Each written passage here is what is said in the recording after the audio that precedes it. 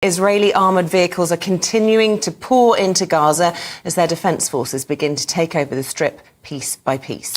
Israel claims to have killed dozens of militants in direct clashes with Hamas. This is in northern Gaza. The military says the Hamas fighters were killed leaving a tunnel near the Erez crossing, which should link Gaza to Israel before the conflict broke out.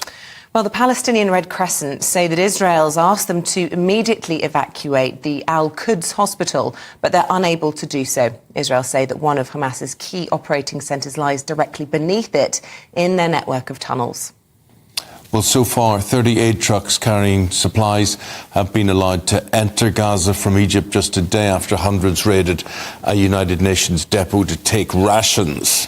And in a surprise tweet from the Rafah crossing in Egypt, International Criminal Court prosecutor Karim Khan warned of the dire situation in Gaza and said he hoped to visit Gaza and Israel to investigate possible war crimes. We're independently looking at the situation in Palestine. We are looking at the events in Israel and the allegations that Palestinian nationals have also committed crimes. We need cooperation, we need assistance, but we're going to have the determination, the stamina and the professionalism to make sure we separate allegation from fact. Reports also suggesting that Hamas is blocking the exit of foreign nationals in order to extract concessions from Israel and allies.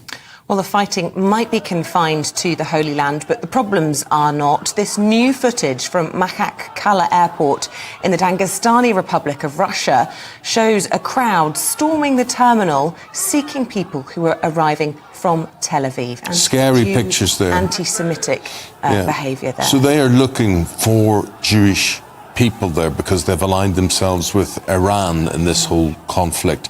How absolutely frightening is that? 60 arrests following on from that. Well, security forces deployed there and they brought those 60 arrests to bring the situation under control. Israel responded by urging Russia, and this is a quote, to protect all its citizens and all Jews.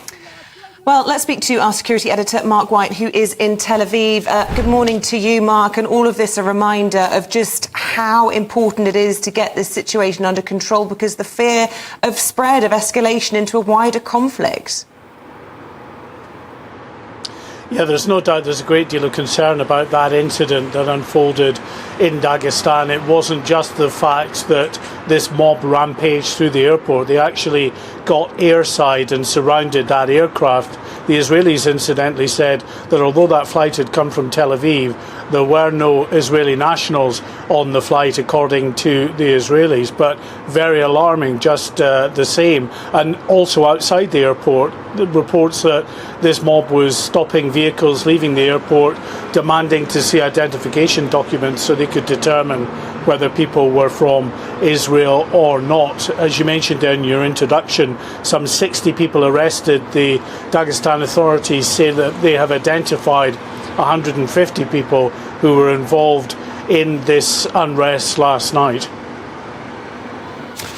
And Mark, we're hearing this morning that the US President Joe Biden's security advisor has suggested that Hamas is preventing Brits and other foreign nationals from leaving the Strip. I know that this is something that yesterday Camilla Tominey was also pressing Michelle Donnellan about, and that is how exactly we get British nationals out of there. What more can you tell us about that?